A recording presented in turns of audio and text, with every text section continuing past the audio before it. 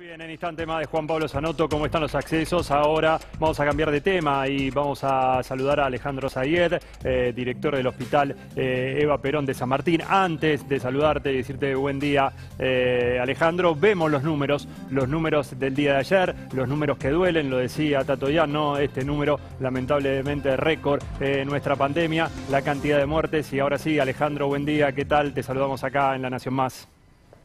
Buen día, ¿cómo les va? Bien. ¿Cómo es la situación de tu hospital, no? Porque todos los hospitales me parece que viven la misma realidad, pero cada uno tiene una historia particular.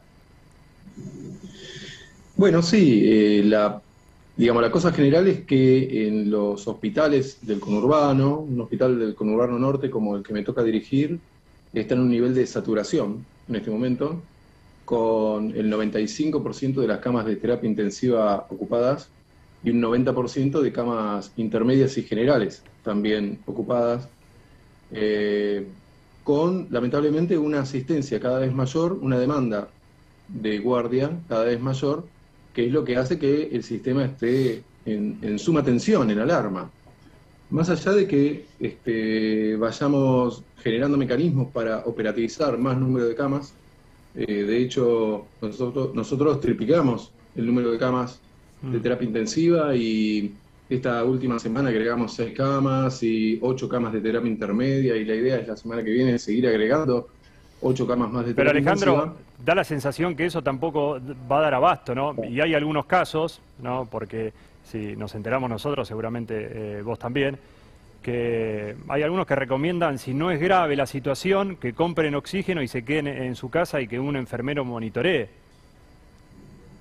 Bueno, sí, son escenarios mucho más difíciles. Nosotros, desde el hospital o desde la provincia de Buenos Aires, no se está normatizando esa situación.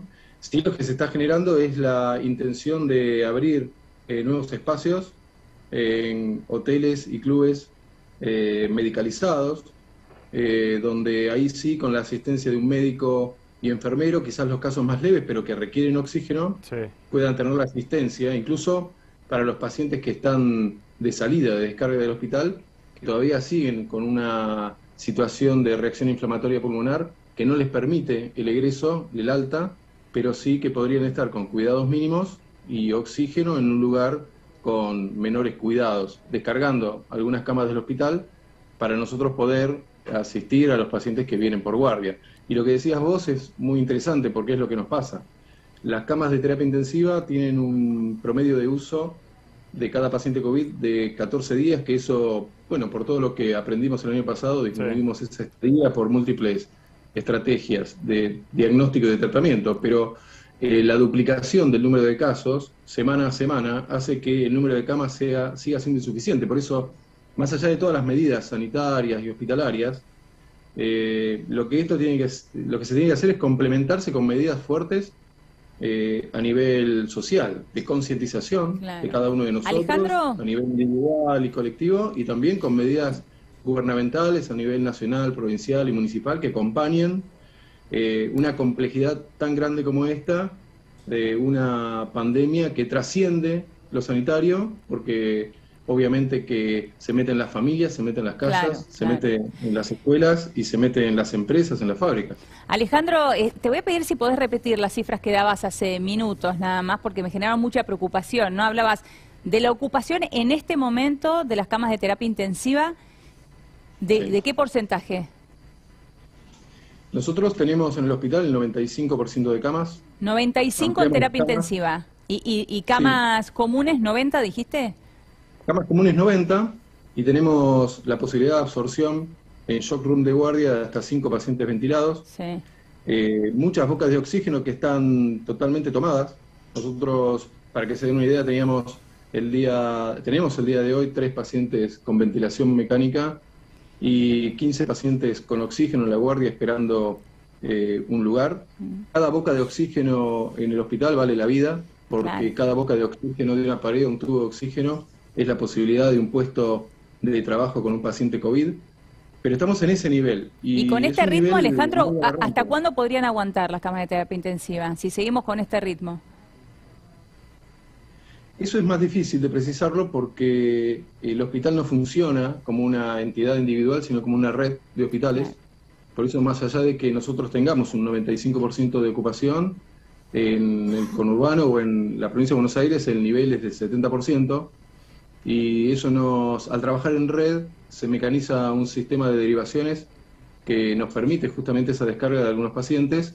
Probablemente los pacientes que no están tan críticos, a mí me toca estar en un hospital de alta complejidad, donde recibimos los pacientes de mayor complejidad, y los otros pacientes se pueden derivar a otros centros donde pueden también ser asistidos. Por eso, pero este ritmo, de todas maneras, el sistema sanitario no va a llegar a buen término. Alejandro. El número de casos es exponencial en el crecimiento. Alejandro, te quiero hacer un punto ahí, por eso lo que está diciendo, ¿no? Como director de un hospital, ¿no? Como especialista en esto, que lo ves cara a cara todos los días, cuando ves las imágenes, por ejemplo, que mostramos recién del Sarmiento, vos ves esas imágenes y decís, bueno, de acá a 10 días tengo un porcentaje extra. Cuando ves el transporte, cómo está colapsado. Bueno, por eso yo lo que les transmitía previamente, no hay medida sanitaria ni hospitalaria que pueda contener esta situación tan crítica. Por eso es que las situaciones, las decisiones y las tareas tienen que ser complementarias con el transporte, con el comercio, con las escuelas. No solamente desde los hospitales, porque si bien nosotros podemos estar en el frente de una batalla que estamos perdiendo lamentablemente, si no tenemos una logística, una estrategia, donde cada vez más tenemos que lamentar víctimas, desde lo que es lo social y lo que no necesariamente es lo sanitario. Acá lo que comprendimos el año pasado es que cuanto mayor circulación comunitaria es mayor la circulación del virus. Y eso es un axioma ya.